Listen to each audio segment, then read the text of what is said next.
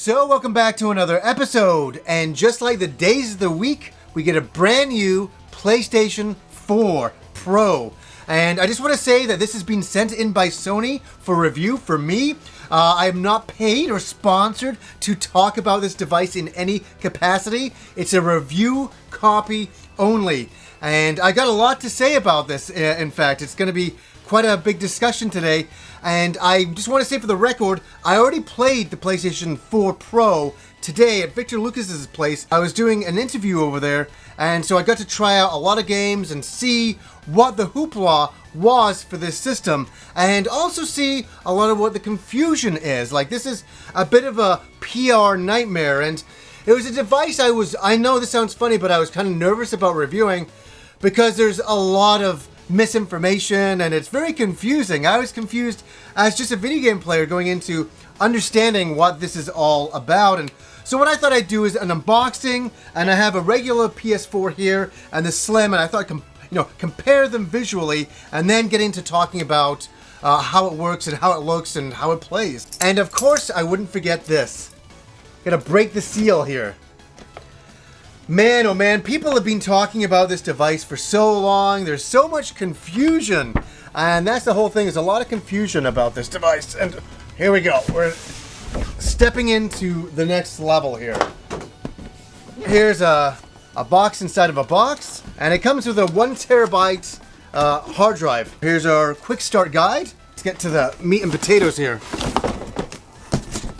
There's the device itself. And this will be the controllers and all that stuff. Let's just have a look at the machine itself. Wow, here we go. Here is the device itself, and what a beast this is. What a beast this is. Look at this. It's like a small building. It's not that big, really, and all my wires and all that are in here. I'll open them in a bit. Let's have a look at the sizing here. Here's a regular PlayStation 4. We can probably build a super PlayStation out of all of these. So let's see the comparison here.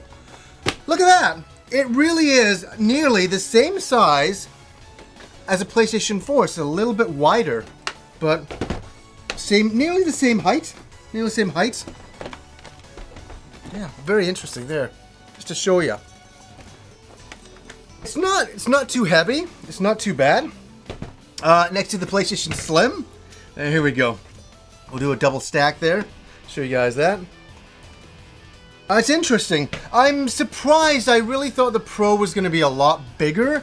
I saw it today when I was at Victor's place, and I thought, oh, okay. Like, I couldn't really see because it was in the dark, but seeing it here brightly lit up, it's not that bad. And oh, there's all of our connectors at the back here.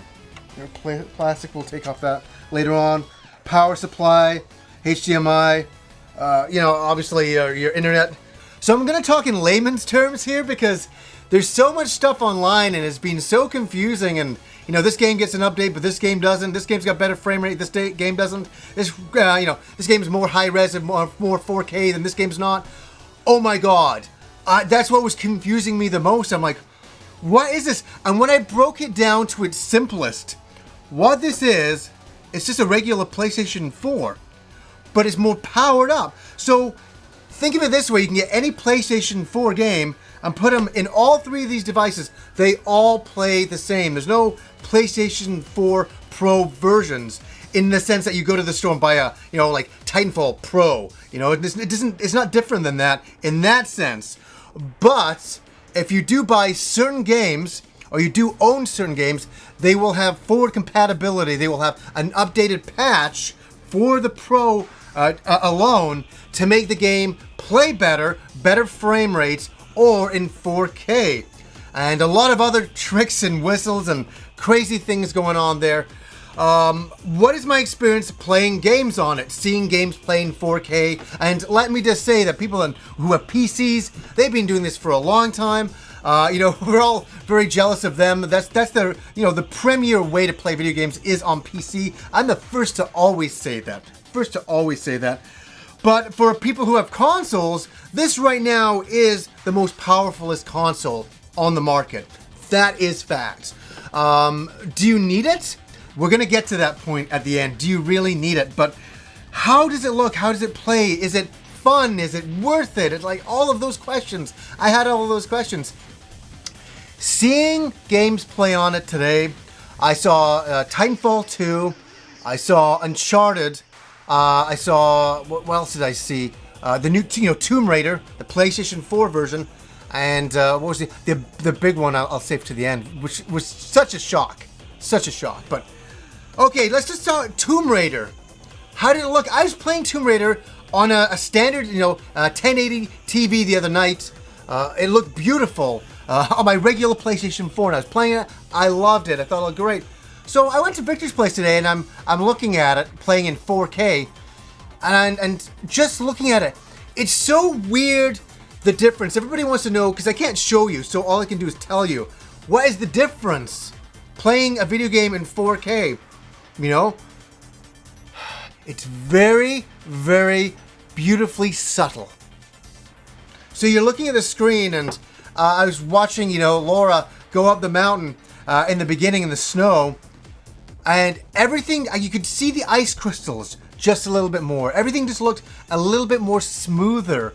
It's very, very hard to describe in any other term, but it just seemed a little bit brighter. The HDR, high dynamic range, that's the new technology in a lot of televisions, and what this can also output to, this HDR output technology in this that will play on your 4K TVs and look nice. Does it blow your mind? No, it doesn't blow your mind, but it looks beautiful. And so I sat there and I was watching Tomb Raider and I was like, this is very nice. But I wasn't blown away. Don't get me wrong, I wasn't blown away. I wasn't like, oh my god, this is a must system. This is not, for anybody, it's not a must-have system. And then we saw Titanfall 2, and I started to change a little bit more. I was like, oh my goodness, this is really, really nice looking. This is really beautiful looking. And for all the PC players out there, they're like, of course it is. But for me seeing it just on a console, on this, playing on a TV, 4K TV, it looked amazing. I'm not kidding. It looked really amazing. Enough that it felt like a real upgrade. It seemed like a difference. It didn't just seem like, oh, okay, some, textures a little bit better and stuff like that. It looked like something tangible, something almost worth the system for. You know what I mean? Like, something I was like, I could see this. I can see why this is justified from this game. And then the final game that I got to see that really, really impressed me, and a game I did not think would impress me at all, was Ratchet and Clank. A game that I think is pretty cool, but my god, running in 4K with the HDR technology, it looked like you were, even Victor Lucas said to me, he's like, isn't it like, it's like you're playing a cartoon. It looks so gorgeous. I was so taken back. It really did seem like a jump forward. And I could see where, oh, these updates to games can make things look this good. Okay, that's pretty cool.